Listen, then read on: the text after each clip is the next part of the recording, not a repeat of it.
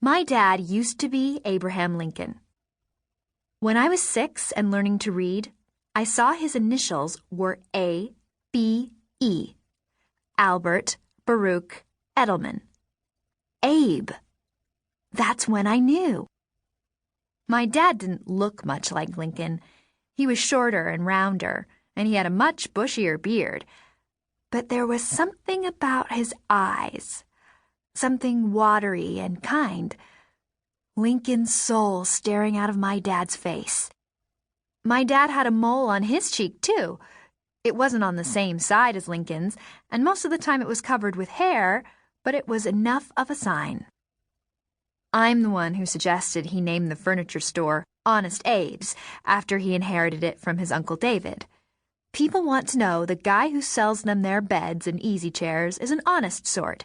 And we lived in the land of Lincoln, a.k.a. Illinois, so people tended to go gaga over anything Abe-related. Plus, David was dead, so the name David's Davenports was a little creepy. My older sister, Roberta, suggested Edelman's Fine Home Furnishings, which my mom liked, but my dad thought was too snobby. The furniture he sold fell more into the good, solid camp than the fine one. My younger sister, Tabby, wanted him to call the store Jump on the Bed, Break Your Head, but Dad said his insurance company wouldn't go for it.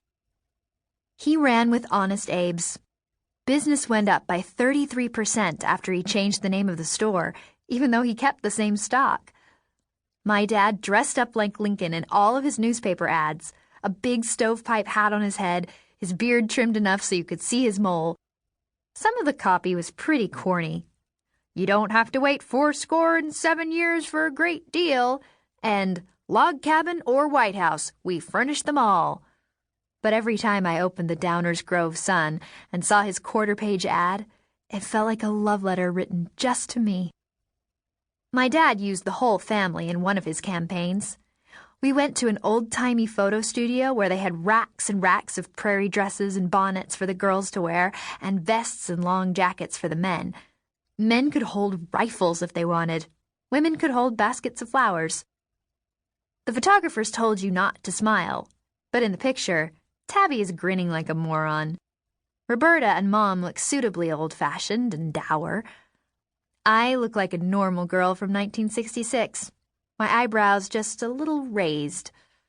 The edge of my t-shirt collar pokes up inside the neckline of my dress, which kind of ruins the effect.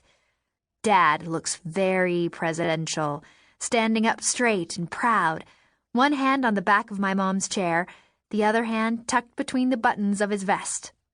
He also looks like he might bust up laughing any second. We got a sepia copy of the picture to use in the ads and a tintype one with a heavy wood frame to put up on our wall at home. The tintype started fading right away. We look like ghosts, slowly disappearing into the metal. One day, there will just be a pewter-colored oval inside the frame, and we'll all be gone for good. The ad says, "From my family to yours, Honest Abe will never sell you wrong." It didn't occur to me that all of us were the Lincolns until I had to write a social studies report about them at the end of 6th grade. Even then, it didn't hit me right away. For one thing, the Lincolns had 4 boys. We had 3 girls. But then I started to think about all of their names. Robert, Roberta, Tad, Tabby, William, me, Wilhelmina, which means determined guardian, or if you want to be more direct with the translation, desire helmet. But people just call me Mina. We didn't have a dead sibling named Eddie as far as I knew. Who in their right minds would name a baby Eddie Edelman? But everything else was too much of a coincidence to ignore. Plus, the Lincolns had a cat named Tabby, and Tabby loves cats. We even have a cat, who I named Fido after the Lincoln's dog. And then I saw a picture of Willie Lincoln staring up at me from a library book, and I could swear I was looking into my own eyes.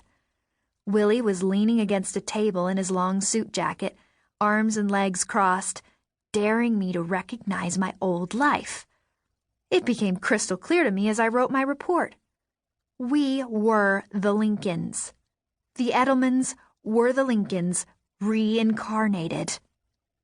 And it became my job to make sure history wouldn't repeat itself. It became my job to save us from our fate.